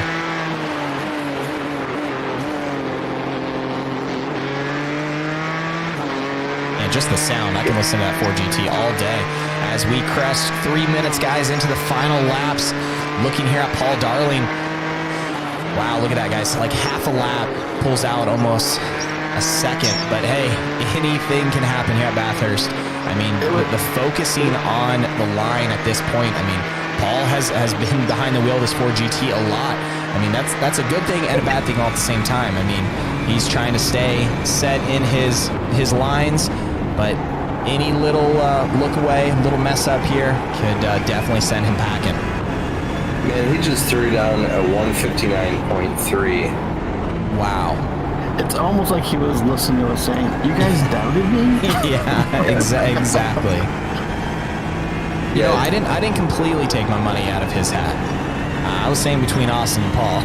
I was putting my odds out there. I noticed that. I think the other fast drivers here are more around the mid 2 minutes. Like 2 minute, right, 5-ish. So yeah, that's really fast. That is getting it. All right, riding alongside Jordan Musser as he is looking down the line of Brian Richardson. Clowns to the left, Jokers to the right. There it is. Drop off. Oh my gosh. So dramatic.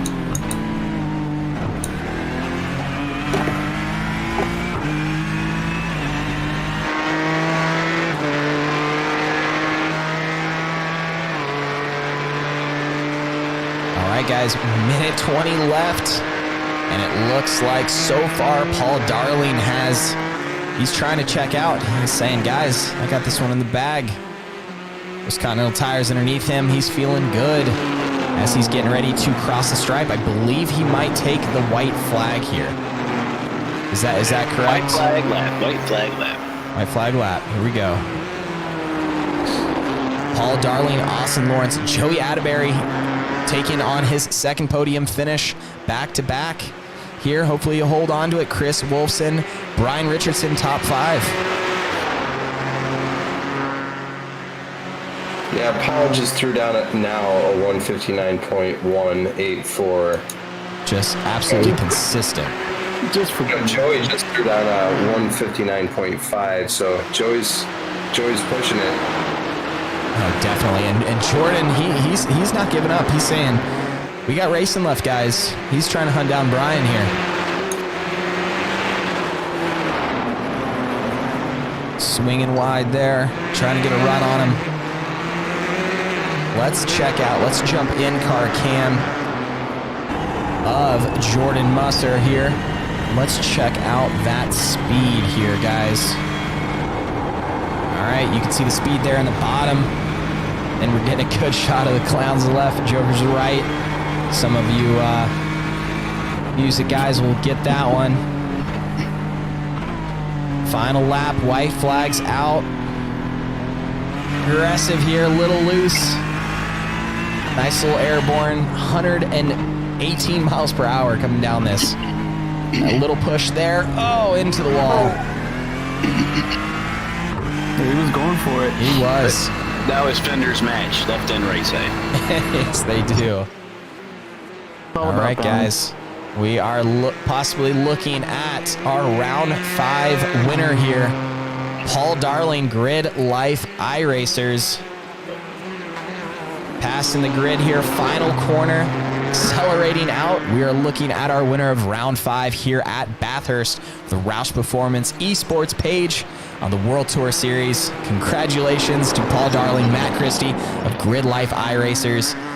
Man, what outstanding racing out there, guys. I tell you, man. I mean, he ran a what should have been a dominant race, but the rest of the field, I mean, they really made him work for it. Oh no, he definitely. There was some names out here that said that they're not getting it that easy. That's for sure.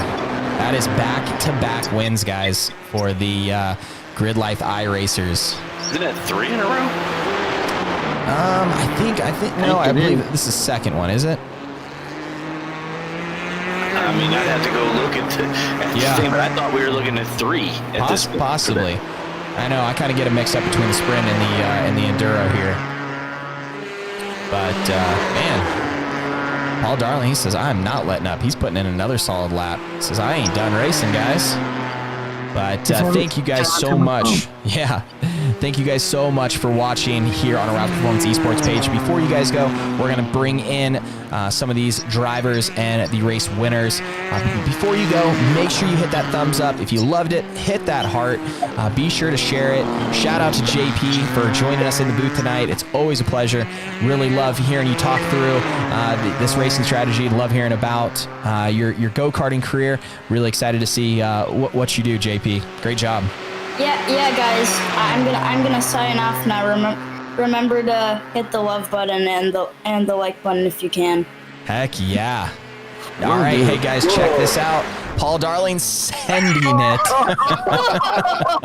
Ouch! That was like at least 20 flips in the air, right man, there. I thought he was gonna clear the So crazy when they flipped the tires there. That was great. Outdo Carl Edwards. Yeah. That was great. It's Joey. Uh-oh. Did Joey get it? Oh, these guys are all going for it. They flip. They all are. I like how in this game, like when the cars flip, they flip like crazy, and I like it. Oh yeah. You have to get a whole new field of drivers after this. Yeah, exactly. For a while. That's part of my entertainment when I watch this game, is the flipping. Yeah, no, exactly. Awesome. But you'd be right, Suzuka, they were second. Bye, guys. See you, JP. Take it easy, JP. So they were podium 3 in a row. Yep, they sure have. Yeah, they pretty much stay on that podium. But you guys are looking at the official results sponsored by Haggerty Motorsports. And again, Paul Darling and Matt Christie take that Grid Life iRacers 4GT to that top spot, followed by the Top Flight Sim Racing, ZeroRacing.com, 4GT, Austin Lawrence, Brian McRae, Joey Atterbury, and Rob Holland in the ROUSH Performance Ford GT, Western PA, iRacing Yell, Chris Wolfson, and I believe that is who else is with Chris there? Is it Ted? Chris Wolfson is Kenny Kibbe. And Kenny Kibbe, that's right. And then Brian Richardson, which we've seen Brian in that car all night, as I think his driver was having some issues there with his setup. But shout out to these guys, put on a heck of a show. And wow, what a fun event. All right, let's see. Let's pull the winners here into the booth, guys. I'm going to just go and pull them straight on in. Here we go. Paul and Matt Christie from Grid Life iRacers 4GT with the win. Second win in the row with back-to-back. And as we said, I think, third podium finish. Guys, you put on a heck of a show out there. Why don't you tell us a little bit about your strategy, what went in to it, and then obviously it worked. Yeah, it worked out again. Thanks again for having us, guys. Thanks to Jack and everybody, Trevor, everybody there, Mike, everybody at the. Was it Mike and Rich in there? Which hall's in there today? Yeah, Rich Hall. Rich, all right, thanks, Rich. So You guys do an awesome job on the broadcast. I just wanted to make sure I give you guys that shout out before I forget. Appreciate it. And then Joey, I know, has been on there as well. But anyway, so strategy went exactly as we planned, and things worked out. We weren't sure if there was going to be multiple cautions or not, with the smaller field and whatnot. So we kind of had a strategy that would work either way. And the car was set up really nice, and Paul just went out there like always and showed everybody how it was done. So yeah, that's 3 first place finishes, 2 second place finishes. We have a commanding first place lead in the season points. And yeah, so Paul, what do you think? Pretty much went how you did. Definitely got to give Matt the credit on the setup. He's the one that put all the time in and definitely made it balanced with the low rear wing, which enabled that last sequence of passing there. Yes, you guys look really good out there. Matt, I did have the privilege of being out there and practice with you guys, and I was talking up how you were helping each other out, Joey and Matt and you guys, and trying to get some more people to get out there and practice with you guys. Yeah, I mean, you should have probably joined us tonight, man. You know, I mean, with the smaller field, you know, but you do a great job at the booth too, so I get it. I get it. Come on, don't talk him up. I need him in the booth.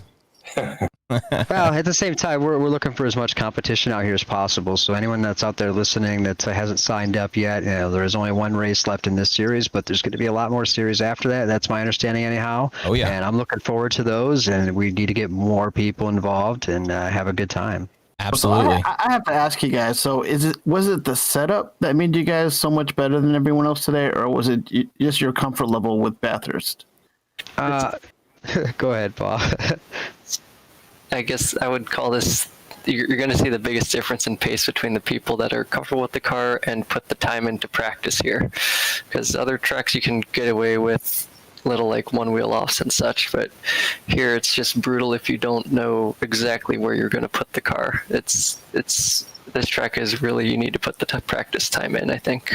Yeah, a one wheel off would be a mouthful of cement, unfortunately, because there's absolutely no room for error as we've seen you guys come through the mountain. I mean, what's wild about watching you guys, and obviously we have tons of talented drivers here, but you guys are just so consistent with your line. I mean, it's almost literally like a robot's over there. We might need to put a cam on you guys during the race here, but you guys are just so thorough, and I just feel like there's not a lot of errors there. I mean, especially of a track this complicated, and I mean, elevation change, tight turns, going through that mountain.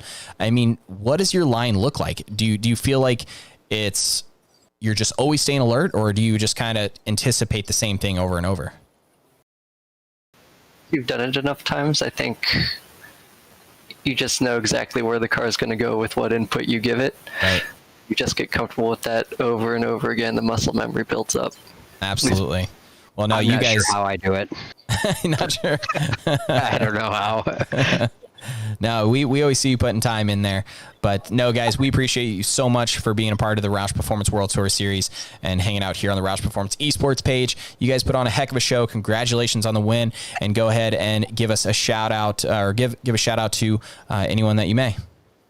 Yeah, let's go ahead and shout out Novastar Solutions, our main sponsor for the car. Appreciate them being on board. And that's and our main sponsors here for the series, right? Continental Tire, Haggerty, great partners. I've used Haggerty Insurance. I've spent thousands of dollars on track day insurance with them. Never had to use it, thankfully, but always felt good knowing that I had it. Right. And it allowed me to push my car to the limits that I wanted to. So that's right. And yeah, guys, and speaking on that, you could head over to Haggerty.com and sign up for the HPDE track day insurance. And it literally takes 30 seconds to do. And you'll be quite surprised at how cheap it is. And I mean, why wouldn't you do it to protect your investment while you're out on the track? Because things happen. And I wouldn't recommend going to Bathurst, but some autocross, some other things would probably work out. But hey, I do have a question. You guys always mention Novastar. What is Novastar? Novastar is a company based out of Livonia, Michigan, just like ROUSH, and we do metrology for the automotive industry, as well as IT project management, asset management, a lot of different things. It's a pretty big business as far as what we do, but small as far as what we do it with. Right. Awesome. Well, no, that's really cool. Novastar.net. Novastar.net, and they're keeping that thing up front. Jack, you got anything for him? No, Paul's got some sponsors to plug too. Oh, yeah. Well, don't forget, Trevor. Oh, yeah. Just got my team sponsor at GTR Simulators. They make a lot of good equipment that you can check out. And what was that again? Sorry, Paul. GTR Simulators. GTR Simulators. There you go, guys. Very cool. Well, great driving tonight, you guys. Really impressive stuff. I was watching the lap times and very impressed. Thank you, Jack. Means a lot. Thanks. Appreciate it. All right. Awesome. Thanks, guys. You guys have a great night. Thanks. Have a great night. See you next time. Bye. See you guys. All right. There were our race winners. Harold, do we have anyone else lined up to come in before we sign out tonight? Who do we have? We have the Zero drivers. Bringing them in. All right, Brian McRae, Austin Lawrence of that Top Flight Sim Racing, ZeroRacing.com for GT. And what's kind of cool about these guys, you guys have a pretty cool story. Brian, why don't you kind of take us through it? Yeah, first of all, thank you guys for having us. It was a great show. We started, been sim racing now for a couple of years now, but signed on recently with a company called Zero Shoes and are working with them on a product development deal to help bring sim racing shoes into the mainstream. And they actually build ultralight running shoes that I found completely by accident that are perfect sim racing shoes. They signed up with us to help out with that, so we're flying their flag and being really proudly doing so, and couldn't be happier that we were able to get such a great result tonight. Austin's did a hell of a job behind the wheel. Oh yeah, no, definitely. And from what I heard, Brian, Austin, you guys got linked up. Was it yesterday or this morning or a few hours ago? That was this morning. Oh man! So you guys both were like, "Hey, we want to run in the Enduro series." Austin, Brian, we guys seen you guys both compete at the Sprint Series race yesterday.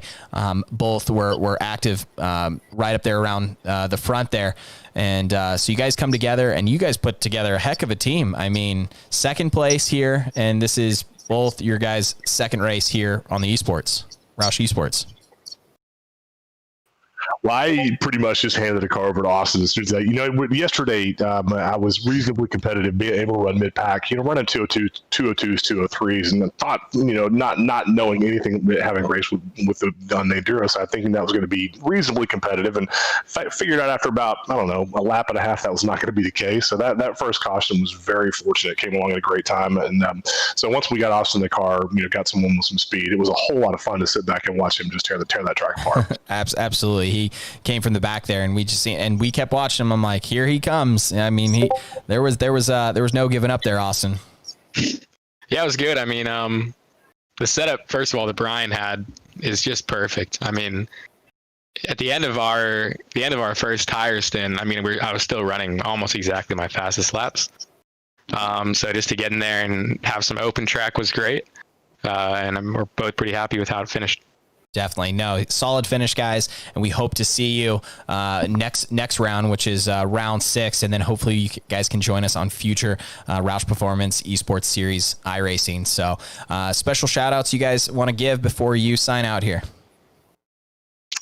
Definitely Zero Shoes, also Dr. Squatch Soap. They're another one of our longtime partners. So head over to drsquatch.com and use promo code TOPFLIGHT for 20% off of your first purchase. And thanks to you guys, man. All of you guys at ROUSH and the drivers and everybody that's participated in this league thus far. It's a top-notch show, and I'm really, really happy to be a part of it. So thank you guys so much. No, absolutely. Yeah. Thank you, Brian. Austin, you got anything for us? Yeah, if I got to shout out anyone, I got to shout out the guys who normally make my setups. Jake, Johnny, Sam, Zach. Those guys are always out here day in and day out helping me get better at racing. And so if it's anyone, it's them. They're really helpful. And of course, like Brian said, you put on a great show. So thank you guys. No, we appreciate it, guys. Thank you so much. Jack, you got anything for him? Just again, great job out there. Really enjoyed the intense, clean driving. I know that's tough to do, but you guys were right in there. Awesome stuff. Awesome, guys. Thanks, Austin. Thanks, Brian. You guys have a great night. Yeah. You guys too. All right, guys. All right. Well, the booth is left here on the broadcast, and I think really we just want to say thank you so much. It's like really, I know people always say this, but if it wasn't for our viewers and the people watching, we really couldn't do this and keep going forward with it. So thank you so much for the support, and big shout out to Continental Tire and Haggerty for supporting us through this. We're really excited to get ready to give away these huge prizes, the R seat, and then also the Continental Tires to our championship winners of the both Sprint and Enduro series. So things are going to get exciting for the final round 6. You'll see us here in about a month or so. But special shout out to Harold, Jack, and Rich for always supporting us through this. So thank you so much, guys. You guys got anything before we sign out here? No, man. I just want to say, man, just the top to bottom competitiveness. Each race it seems like is better than the last one, and I'm just really excited about the future of this series. Oh, absolutely. I think Jack has some things up his sleeve. Maybe. Maybe. Yeah, we'll talk more, but we're working on some big plans. More to come soon. Definitely. Like I said, everybody out here, if you're listening, I think I was talking to Rich about this earlier. We talk about the big computers that we have available, but I think Joey and Trevor, we were talking about $1,000 computer or right around that aspect, and you could pick up a racing wheel between $100 and $300 and get yourself in here and start having some fun with us. Oh yeah, and it's a lifetime of fun. That's for sure.